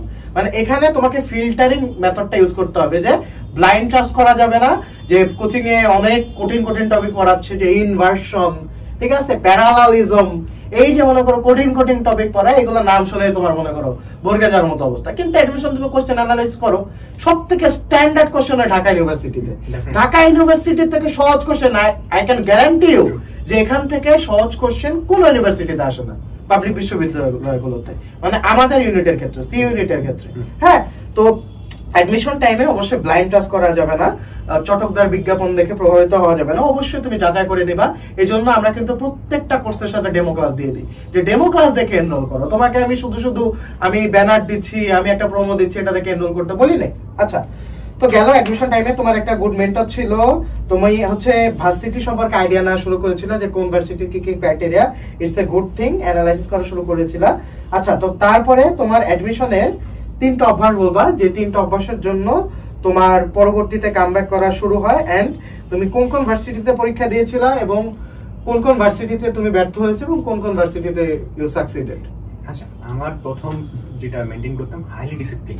ওকে, আমি প্রচুর ডিসিপ্লিন ছিলাম, মানে অ্যাডমিশন টাইমে আমি কোনোভাবে ডিস্ট্র্যাক্ট হতে পারে এমন টপিকের সাথে বা এমন বিষয়ের সাথে কানেক্ট ছিলামই না। ডিসিপ্লিন। আরেকটা হইলো, ডিসিপ্লিন বলতে আমি বোঝে যে আমি কখনো কাউকে 20 ঘন্টা 10 ঘন্টা পড়তে বলতেছি না, ডিপেন্ডস অন পারসনস। যেহেতু আমি অ্যাভারেজ ছিলাম, মানে আমি দেখতাম যে আমার খুব বেশি মুখস্থ করতে পারি না, বা আমি দেখতাম যে একটা বিষয়, আমার অনেকগুলো বন্ধু ছিল যারা হইলো 10 মিনিট পড়লে অনেক কিছু শিখে বলতে পারতেছে। ওকে ফাইন, ও 10 মিনিট পরে ধরেন 10 টপিক শিখলো, আমি 1 ঘন্টা পরে 10 টপিক শিখবো। এক্স্যাক্টলি, এটা ছিল মেন্টালিটি। মেইনলি ওখানে পৌঁছাতে হবে, নো ম্যাটার হোয়াট, মানে discipline, no matter what time takes, but পড়তে হবে। এটা হইলো আমার ছিল, আমি ডেতে 12-14 ঘন্টা পড়তাম, বিকজ অফ আবার আমি একসাথে ঢাকা ইউনিভার্সিটি সি ইউনিট, মানে এই যে সবই C unit plus IB version একসাথে নিচ্ছিলাম। ওকে, দুটো একসাথে ভার্সন নেওয়া হচ্ছিল আমার, সো এই জন্য হাই ডিসিপ্লিন মেনটেন করতাম। দেন খুব বেশি হার্ডওয়ার্ক করা হইতো আমার। হার্ডওয়ার্ক আবার একটা বিষয় মেনটেন করতাম যেটা আমাকে হেল্প করছে, আমি কোচিং এ ক্লাস কম করতাম। আমার ক্ষেত্রে কোচিং ছিল ইজ লাইক কোয়েশ্চেন সলভ করার জায়গা, পরীক্ষা দেওয়ার জায়গা, পরীক্ষা দিব ভালো, দ্যাটস আমার র‍্যাঙ্কটা যাচাই করব, দ্যাটস ইট, আর কিছু না। তেমন ক্লাস খুবই কম করা হইতো আমার, জাস্ট করতাম ওগুলো যেগুলো ইম্পর্টেন্ট। যেমন ব্যাকরণের ক্লাসটা আমি খুব ভালো করতাম, যেটা আমি ব্যাকরণের কাছে ছিলাম। ওকে, সো এটা করতাম, এটা মেইনটেইন করা। দেন তারপরে তোমার অ্যাডমিশন জার্নিতে আমরা ডাইরেক্ট চলে যাই। ঢাকা ইউনিভার্সিটি সি ইউনিটে তুমি এক্সাম দিয়েছিলা, তোমার মার্ক কত আসছিল, তোমার পজিশন কত ছিল, এবং কি মনে হয় যে তোমার চান্সটা মিস হয়েছিল কেন? ঢাকা ইউনিভার্সিটিতে আমার র্যাঙ্ক ছিল 1309, আমাদের সময় প্রবাবলি 1250 টা সিট মনে নাই কত ছিল, এখন 1250 এই মুহূর্তে। সো 1309 র্যাঙ্ক ছিল, আমি প্রবাবলি 1 পয়েন্ট সামথিং বা 2.2 নম্বরে চান্স মিস ছিল আমার, 2 বা 1 মার্ক। এখানে আমাদের ম্যাটার করে যে চান্স মিস হওয়ার পরে আমি যদি বলি যে টিল নাও যে এখন ফিল করতে পারি যে কেন আমার চান্স মিস ছিল, আমি খুবই কম ঘুমাইতাম। ওকে, আমি প্রচন্ড কম ঘুমাইতাম। ইভেন আমার টিচার যিনি মেন্টর ছিলেন, উনি আমার আম্মুকে বা আমার আব্বুকে বা ভাইয়াকে কল দিত যে ওরে ঘুমাইতে বলে। এমন আমার প্ল্যানটা এমন ছিল যে আমি মানে খুব এক্সট্রিম ছিলাম, মানে পড়তে হবে, মানে এক্সট্রিম অ্যাগ্রেসিভ ছিল তোমার, প্রচুর extreme aggressive. It's a good thing, but ওই যে হ্যাবিটটা তোমাকে মেইনটেইন করতে হতো। এক্সামের প্রিভিয়াস 10 ডেজ এটা এক ধরনের না বোঝার ক্ষেত্রে করা বলতে পারেন। 10 ডেজ আমি ঘুমাই নাই। ইভেন এক্সামের আগের রাতে আমার যেটা হয়েছিল যে আমি মানে 9টার দিকে বা 10টার দিকে, 9:35 হয় তখন, 35-এর দিকে আমার একটা বোর্ড ছিল, আমি ওখানে নোট লিখছিলাম, সব নোট রাখলাম, ফেলে দিলাম, নোট ছিঁড়ে ফেললাম আমি টোটালি। ঢাকা ইউনিভার্সিটি এক্সামের দিকে সব নোট ফেলে দিলাম, যতগুলো আমার অনেকগুলো বই ছিল সব বই রুম থেকে বাদ। অ্যাংজাইটি লেভেলটা ওর আমি ওই রাতে আমি ঘুমাইতে পারিনি, আমার ঘুম আসেই নেই। দেন ওকে ফাইন, তারপর হলো একটা মেডিসিন আছে, সরি ফর মার্কেটিং, টাফলিন। আমার প্ল্যান ছিল এক্সাম হয়ে যাওয়ার আগে টাফলিন নিয়ে যাবো, মাথা ব্যথা করতেছে অনেক বেশি, খাবো। সো এক্সাম হলো ওই তাড়াহুড়োর মধ্যে আমি টাফলিন নিতে ভুলে গেছি, এক্সাম হলে গেলাম। সো আরেকটা ম্যাটার করে যে এক্সাম হলে যাওয়ার পরে টাইম প্রতি কনসিয়াস থাকে, এটা important. Time management is important বললাম। আমি কাইন্ড অফ হিতাহিত জ্ঞান হারিয়ে যাকে বলে, ওই যে ঘুম হয়নি কারণ তুমি কনসিয়াস ছিল না। দেখো আমি সব সময় বলি যে দুইটার ব্যালেন্স রাখতে হবে। Aggressiveness is a good thing, but aggressiveness দেখাতে যে পাগলায় যেও না। প্রপার স্লিপটা সবথেকে বেশি ইম্পর্টেন্ট। তুমি যদি প্রপারলি না ঘুমাও, তোমার কিন্তু স্বাভাবিক যে চিন্তা করার যে ক্ষমতা, সেটা কিন্তু কমে যাবে। তোমার আমার কথা যদি বিশ্বাস না হয়, তুমি 3 দিন টানা না ঘুমাও, টানা না ঘুমায় দেখো, তুমি 3 দিন টানা না ঘুমায় পড়ো, প্লাস তুমি 3 দিন প্রপার মানে তোমার যে স্লিপিং যে পিরিয়ডটা, ওইটা তুমি মেইনটেইন করে পড়াশোনা করো। সেম জিনিস পড়বা, 3টা করে চ্যাপ্টার পড়বা, ম্যানেজমেন্টের 3টা চ্যাপ্টার পড়বা না ঘুমায়, আর পরের 3টা চ্যাপ্টার পড়বা ঘুমায়। দেখবা পরের যে 3টা চ্যাপ্টার পড়তেছো, ওইটার আউটপুটটা 1000 টাইমস বেটার। আরেকটা বিষয় হলো যে আমি খুব ওভার কনফিডেন্সে পড়তেছিলাম। কাইন্ড হলো এক্সামে অনেক পরীক্ষা দিয়েছিলাম, অনেক কোচিং এ পরীক্ষা দিতাম, বিভিন্ন আমার কোচিং এ পরীক্ষা দিতাম, কোচিং এ পরীক্ষা দিতাম। সো আমি in general first second third হইতেছি। ওকে, তো তোমার র্যাঙ্ক ভালো ছিল? এবং হ্যাঁ, খুব ভালো র্যাঙ্ক ছিল। এবং টাউনে গিয়ে পরীক্ষা দিতাম, আমি চিটাগং এ। সো ওখানে টাউনে যেমন যেগুলো ভালো ভালো কোচিং আছে, খুব স্বনামধন্য অফলাইন কোচিং, সো ওখানে আমার খুব ভালো র্যাঙ্ক হচ্ছে, অটোমেটিক র্যাঙ্ক হচ্ছে আমার। সো এটা একটা তোমার কনফিডেন্স বুস্ট দেয়, বুস্ট আপ হয়ে যেতেছে। সো আমি বললাম ওকে, আমি তো হচ্ছে আমার। হ্যাঁ, ইভেন আমার টিচার ছিল, উনি এটা বলে দিছিল যে তোমার না হলে কারো হবে না, অ্যাকর্ডিং টু ব্যাচ। সো এটা ওয়ান কাইন্ড অফ পুরাই অবস্থা খারাপ আমার। মেইনলি ওকে দেখো, ওভার কনফিডেন্স ওকে ফিট করানো হয়েছে। দেখো অ্যাডমিশন টাইমে confidence is a good thing, এটা তোমাকে মোটিভেটেড রাখে, এটা তোমার অ্যাগ্রেসিভনেসটা ধরে রাখে। অ্যাগ্রেসিভনেসটা অবশ্যই ইম্পর্টেন্ট, কিন্তু এখানে হ্যাবিট বিল্ড আপটাও জরুরি। প্লাস তুমি যে র্যাঙ্ক করতেছো, তোমার একটা ভালো র্যাঙ্কিং হচ্ছে, এটা কিন্তু তোমাকে একটা কন্টেন্টমেন্ট দিচ্ছে বা একটা স্যাটিসফ্যাকশন, ইনস্ট্যান্ট স্যাটিসফ্যাকশন এনে দিচ্ছে। তো এটার জন্য কিন্তু ওর যে আরো বুস্ট আপ করা দরকার, ওর যে আরো লেভেল বেস দেওয়া দরকার, এটা কিন্তু ভুলে যাচ্ছিল। এটা কিন্তু ও ওর পটেনশিয়ালিটিটাকে লিমিট করে ফেলতেছে, যে না আমি তো পারতেছি, আমার তো কি হবে। একটা বিষয় হলো যে আমি যেটা ফিল করলাম পরে, অ্যাডমিশন ইজ নট লাইক শুধুমাত্র হার্ড ওয়ার্ক করা, এখানে মেন্টাল প্রিপারেশন বিষয় থাকে, স্ট্র্যাটেজিটা মেইন। আমরা যে মেন্টরশিপ যেটা বললাম, মেন্টরশিপ হেল্প করে, বাট আছে না যে প্রপার মেন্টালিটি রাখা, মেন্টরশিপ মানে প্রপারলি সেলফ স্টাডি হ্যান্ডেল করা, সবকিছুকে প্রপারলি মেইনটেইন করা, হ্যাঁ নিজের কাছে। মেন্টরশিপের ক্ষেত্রে হয় যে হ্যাঁ ঠিক আছে আমাকে হেল্প করতেছে, এটা করে, বাট অনেক কিছু বিষয় আর ওনাকে বলা যাবে না। হ্যাঁ, ওটা হলো কাইন্ড অফ নিজের থেকে ফিল্টারিং করে বা নিজের থেকে অ্যানালাইসিস করে। একটা ভুল হলো, আমি শেষের পার্টে, একদম এক্সামের শেষের পার্টে আমি ওভার কনফিডেন্সে বলতে পারেন, আমি মানে মনে হয় আমি what I am doing is great, is good, ঠিক আছে। সো এটা আমাকে অনেক ব্যাড দিছে। সো এক্সাম টাইমে যেটা হলো, আমার এমসিকিউ ছিল 43টা সিইউনিটে, আমি 43 এমসি দাইছি। সো মোটামুটি ফাইন, ওকে যাচ্ছিল, আমি খুব সেফ খেলতে আসছিলাম, যাতে গ্রাউন্ড চান্স হয় আমার, ঠিক আছে। ইংলিশ ভালো, প্রথম ছিল যে 3টে ক্রাইটেরিয়া, ইংলিশে ভালো করতে হবে, আপনার এমসিকিউ পাস করতে হবে, মানে English pass, MCQ are written pass. English easily করলাম, ফাইন। দেন এমসিকিউ করলাম, ফাইন। তারপর রিটেনের ক্ষেত্রে হলো, আমি রিটেনের ক্ষেত্রে ভুলে গেছিলাম যে টাইম একটা বিষয় ফ্যাক্ট কাজ করে। এক্স্যাক্টলি এই জায়গায় প্রত্যেকটা ধরা খায়। 5 থেকে 6 মিনিট কিছু লিখি নেই, নট ইভেন আমি কোয়েশ্চেন চেক করছি। মানে কোয়েশ্চেন ছিল, আমাদের ছিল খাতার পিছে কোয়েশ্চেন ছিল, কিন্তু আমাদের সময় প্রথম রিটেন আসছে ঢাকা ইউনিভার্সিটিতে। সো রিটেনের পিছে খাতা দিয়েছে, মানে রিটেন চেঞ্জ আসছে মানে রিটেন চেঞ্জ আসছে আমাদের সময়ে। সো আগে রিটেন ছিল একরকম, আমাদের সময় রিটেন আসছে আরেকরকম। তোমাদের কিছু টপিক, আমাদের পরের ব্যাচটাই তো না, আমাদের সময় হলো ট্রান্সলেশন আসছে, নতুন নতুন সবকিছু ট্রান্সলেশন আমাদেরও ছিল, পুরো রিটেন প্যাটার্ন চেঞ্জ হচ্ছে আমাদের সময়। ওকে, কত মার্কের ছিল? শিক্ষা অবশ্যই 40 মার্ক, 40 মার্কের ছিল আমাদের টাইমে। আমি 45, এখন ঠিক মনে পড়ছে। আমি বলি আমাদের টাইমে ছিল 45 মার্ক। হ্যাঁ, আমাদের সময় তাহলে 45 হবে, বাট এক্সাম প্রোটে চেঞ্জ। মেইনলি রিটেনের ক্ষেত্রে মানুষজন কেন ধরা খায়, তার কারণ আমরা তো একটা ওপেন খাতা পেয়ে অভ্যস্ত। ওখানে কিন্তু কোশ্চেন ছিল, সাথে জায়গাটা লিমিট করে দেওয়া, এই বক্সের এতটুক জায়গার মধ্যে তোমাকে লিখতে হবে। তো অতটুক জায়গার মধ্যে তুমি যদি অ্যাপ্রোপ্রিয়েট জিনিসটা না লিখতে পারো, তাহলে কিন্তু তোমার এক্ষেত্রে মিস হবে।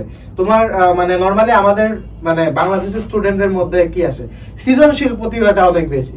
তো যেগুলো ইম্পর্টেন্ট না, এগুলো লিখি আমরা, নর্মালি ভাবে লিখে আসে। কিন্তু অ্যাডমিশন টাইমে কিন্তু তোমাকে যেই কোশ্চেনটা করছে, যে তোমার ধরো একটা নীতিমালা সম্পর্কে জিজ্ঞেস করলো, হ্যাঁ, তো এই নীতিমালা সম্পর্কে যে পূর্ণ প্রকাশের নীতি বলতে কি বুঝো, তো তোমাকে এক্স্যাক্টলি পূর্ণ প্রকাশের নীতি বলতে কি বুঝো এটা এক্স্যাক্টলি অ্যানসার করতে হবে। একটা বিষয় হলো, মানে যেটা ভাই বললেন যে রিটেন নিয়ে ঢাবি রিটেন নিয়ে যেটা হয়, বা কিছু জগন্নাথ যদি আলাদা পরীক্ষা নেই, জগন্নাথের রিটেনে হবে, কারণ বাংলাদেশে প্রথম জগন্নাথ রিটার্ন ছিল। সো ওখানে আপনার আলাদা কিছু লেখার কোনো দরকার নেই, এক্স্যাক্টলি লিখলে নাম্বার শেষ, মানে অন পয়েন্ট লিখতে হবে। আলাদা করে যদি লেখছো তো মরছে, এটা তোমার স্কুল কলেজের টিচার না যে চোখ বন্ধ করে খালি রাইট দিবে।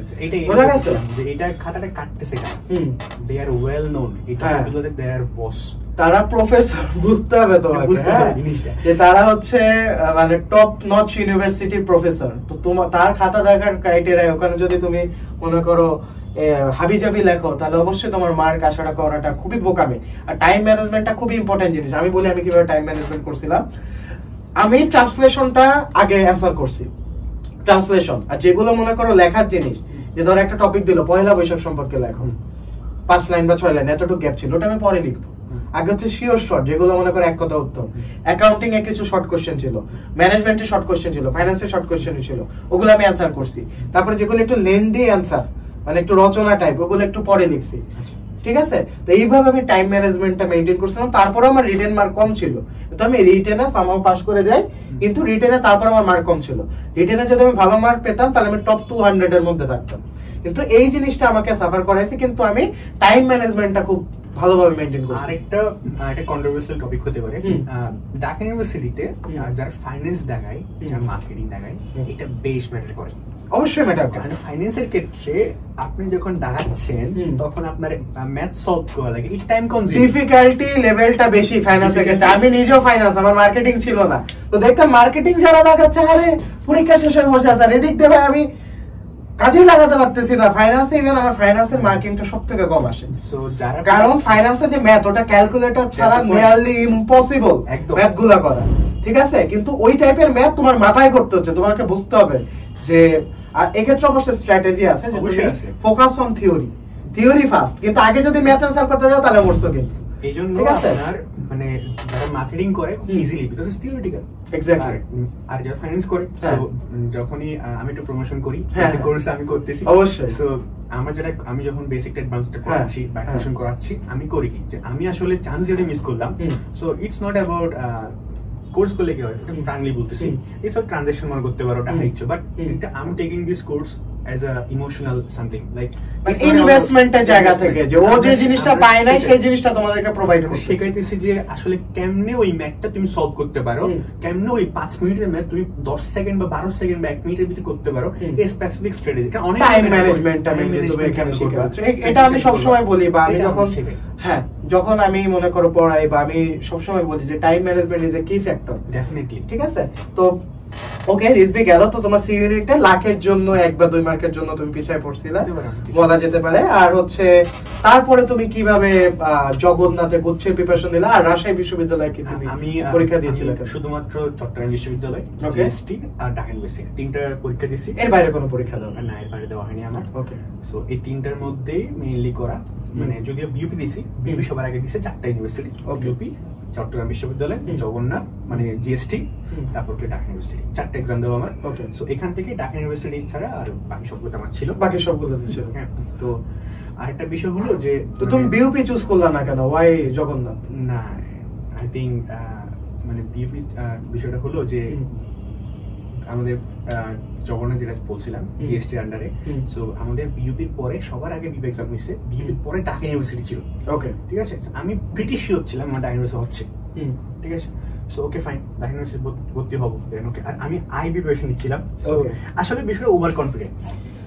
আইবি প্রিপারেশন আমিও নিছি, কিন্তু আমি সব সময় এটা জিনিস মেইনটেইন করছি, আগে আমার সি ইউনিট তারপরে আইবি, ওটা হইলে হবে, ওটা না হলে নাই। আমাকে একটা বিষয় ছিল যে যদি বলি বিউপি সবার আগে এক্সাম নিছে।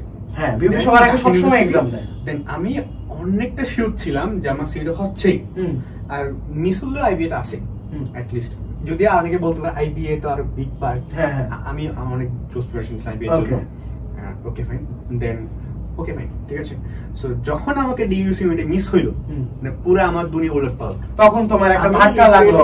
প্রথমে 24 ডেজ আমি রুম থেকে বের হই নাই, এত বাজে টাইম। সো আমি not even connected to anyone. So আমি তখন আমার টিচার ছিল শিবু স্যার, উনি জাস্ট আমাকে উনি কল দিছিল, রিসিভ করি নাই। তো জিএসটি সিনিয়র এক্সামের আগের দিন উনি একটা কল দিছিল, যে বলে যে আমি জানি তুই কি ওয়াশন নিছিস, তুই কেমনে বসছিস, তো চান্স অবশ্যই হবে, don't worry, do not stop. মানে চিন্তা করিস না। আর যাই, মানে উনি আমাকে শুধু এটা বলছে, বলে কেটে দিয়েছে, আমাকে বলে নাই যে তুই এটা পরে এটা কর, বাকিটা তোমার তুমি তোমার ওয়ে। আমি জানতাম আমি মেন্টালি অনেক বেশি স্ট্রেসড হয়ে গেছিলাম যে এক্সামের পরে, মানে পরীক্ষা হওয়ার অবস্থা। হ্যাঁ, ঠিক আছে। তো ওকে ফাইন, দেন দেওয়া, দেন জিএসটি হওয়া, দেন চট্টগ্রাম বিশ্ববিদ্যালয় হওয়া, হ্যাঁ এটাই। তারপর মানে আমি বলতেছিলাম যে তুমি বিইউপি কেন চুজ করলে না? বিইউপি তে তোমার চান্স হয়েছিল। বিইউপি এর ক্ষেত্রে হলো কি, বিইউপি এফবিএস চান্স পরীক্ষা দিনে, বিইউপি যেটা ছিল আপনার এফএস এই জন্য তুমি বিজনেস সাইডে যেহেতু তোমার একটা উইকনেস ছিল, আপনার হলো কি যে বিজনেসের মানুষজন কখনো okay that's a good thing. Mainly ও বিজনেস স্টাডিজ এই ফিল্ডটাতে স্টিক থাকতে চাইছিল, এই জন্য হচ্ছে বিইউপির মতো একটা ইনস্টিটিউশনের চান্স পেও ও কিন্তু ওটাকে ডিনাই করে। কিন্তু তোমরা যারা বিইউপি বা জাহাঙ্গীরনগর ইউনিটে চান্স পেতে চাও তারা কিন্তু আমাদের বিইউপি এন্ড জেইউ ইউনিট, আমার ক্লাস আছে প্লাস রিজভির ক্লাস আছে, তোমরা কিন্তু কোর্সটাতে এনরোল করতে পারো, কারণ বিইউপির এক্সাম কিন্তু সবার আগে হয়। ওকে, তো আমরা আবার স্টোরিতে চলে যাই। তো তারপরে তোমার হচ্ছে গুচ্ছের প্রিপারেশন তুমি নিলা, তো গুচ্ছের প্রিপারেশন কিভাবে নিছো এবং পরীক্ষার স্টোরিটা যদি বলতা। গুচ্ছের জন্য মেইনলি কোয়েশ্চেন ব্যাংক সলভ করা। আমার গুচ্ছের র্যাঙ্ক শুরু ছিল, গুচ্ছের র্যাঙ্কটা ঠিক আমার এই মুহূর্তে মনে পড়তেছে না কত র্যাঙ্ক ছিল, বাট 400 এর মধ্যে ছিল আমার। 400 এর মধ্যে, যদি আমার কোনো কোটা ছিল না, বাই দ্য ওয়ে আমার কোনো কোটা ছিল না, আমি মেইনলি চান্স পেয়েছিলাম মেধা দিয়ে। তো আমার র্যাঙ্কটা মনে পড়তেছে না এই মুহূর্তে। সো মানে টপ 500 এর মধ্যে তুমি ছিল। তুমি এখন কোন ডিপার্টমেন্টে পড়ছো?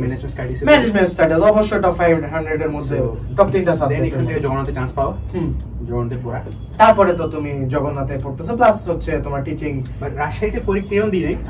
আমার ক্ষেত্রে মনে হতো যে আমি চট্টগ্রামে থাকি, so Chittagong is better than Rajshahi, আমার অপিনিয়ন। এখানে কোরাম সব জায়গায় কোরাম নেপোটিজম, এটা মানতে দেওয়া যায় না। আচ্ছা, জোকস অ্যাপার্ট, আমরা হচ্ছে আচ্ছা, তো আমাদের তো অনেক কথা বললাম, অনেক কিছু আমরা শিখলাম।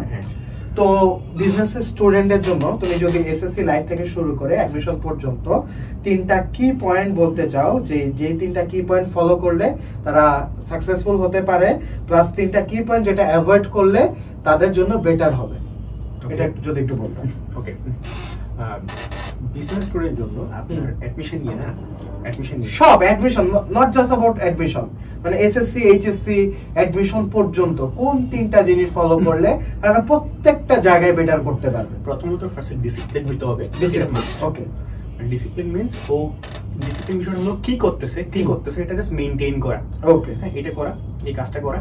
দেন হলো এফোর্ট দেওয়া, বি লয়াল টু ইউরসেলফ, ঠিক আছে, বি অনেস্ট টু ইউরসেলফ, হ্যাঁ, যাতে করে রিগ্রেট না থাকে পরে গিয়ে, যদি মনে হয় আচ্ছা আমি যদি পড়তাম পারতাম, এই রিগ্রেট যাতে না থাকে। সো ডিসিপ্লিন হওয়া, তারপর হইলো এফোর্ট দেওয়া, আর যত বেশি সম্ভব ডিস্ট্রাকশন অ্যাভয়েড করা। Very good. আমি হলেও তোমাদেরকে সেম অ্যাডভাইসটাও দিতাম যে ডিসিপ্লিন থাকা, এফোর্ট বাড়ায় দেওয়া এবং ডিস্ট্রাকশন তোমার অ্যাভয়েড করা। হ্যাঁ, তো রিজভির সাথে আজকে খুব চমৎকার একটা পডকাস্ট আমরা সাক্ষী হলাম। রিজভি খুব এই যে তার এসএসসি লাইফ থেকে শুরু করে এইচএসসি লাইফ প্লাস হচ্ছে অ্যাডমিশন লাইফ, সে যে স্ট্রাগল ফেস করেছিল, কোন কোন ব্যাপারটাতে সে আটকে গিয়েছিল এবং সে কিভাবে ওভারকাম করেছে, এই জিনিসটা আমরা শিখলাম। তো এখন একটু প্রোডাক্ট প্রমোশন করে নিই। তোমরা যারা বিজনেসের স্টুডেন্ট আছো এবং আমাদের বিজনেস স্টাডিজ স্টুডেন্টদের জন্য কিন্তু নোট করাটা অত্যন্ত জরুরি। আমি ইভেন মনে করি যে নোট বলতে কি, যে কোন কোন টাইপের ম্যাথগুলো আসে, এই অ্যাটলিস্ট এই ম্যাথগুলো একটু খাতায় লিখে করা জরুরি। কারণ পরীক্ষার আগ মুহূর্তে কিন্তু তোমার বই, এত বড় মোটা বই থেকে সব উদাহরণ দেখলে তুমি পাগলা যাবা।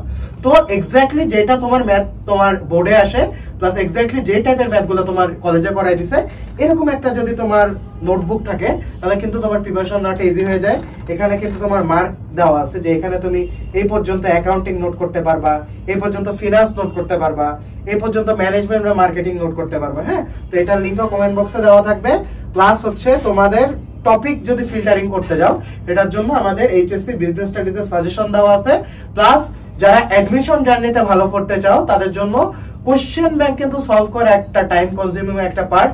কারণ কোন কোন টপিক থেকে কোশ্চেন আসছে, কোন কোন সাবজেক্ট থেকে কোশ্চেন আসছে, এটা একটা লেন্দি একটা প্রসেস। তো এটার জন্য আমাদের কিউএনএ এর পক্ষ থেকে তোমাদের জন্য আমরা ডিউসি ইউনিট অ্যানালাইসিস এর মেগা বুকটা লঞ্চ করেছি।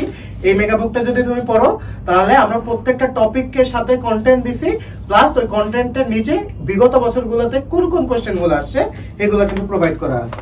হ্যাঁ, তো এখানে এত দূর থেকে বোঝা যাবে না, বাট আমি একটু ধারণা দিতে পারি যে দেখো রাষ্ট্রীয় ব্যবসার কন্টেন্ট গুলো দেওয়া আছে, রাষ্ট্রীয় ব্যবসা রিলেটেড যে কোশ্চেন গুলো আছে সব এখানে প্রোভাইড করা আছে। তো ডেসক্রিপশন বক্সে এটা লিংক দেওয়া থাকবে। তো সবাইকে অসংখ্য ধন্যবাদ আজকের এই পডকাস্টে থাকার জন্য। যে তোমাদের যদি পার্টিকুলার কোনো কোশ্চেন থাকে বা তোমরা যদি কোনো প্রবলেম ফেস করো তোমরা কিন্তু কমেন্ট বক্সে জানাতে পারো, এবং আজকে রিজভি ভাইয়াকে যদি তোমার পার্টিকুলার কোনো কোশ্চেন করা থাকে সেটা কমেন্ট বক্সে জানাতে পারো। তো সবাইকে অসংখ্য ধন্যবাদ এই পডকাস্টে এই পর্যন্ত থাকার জন্য। আসসালামু আলাইকুম।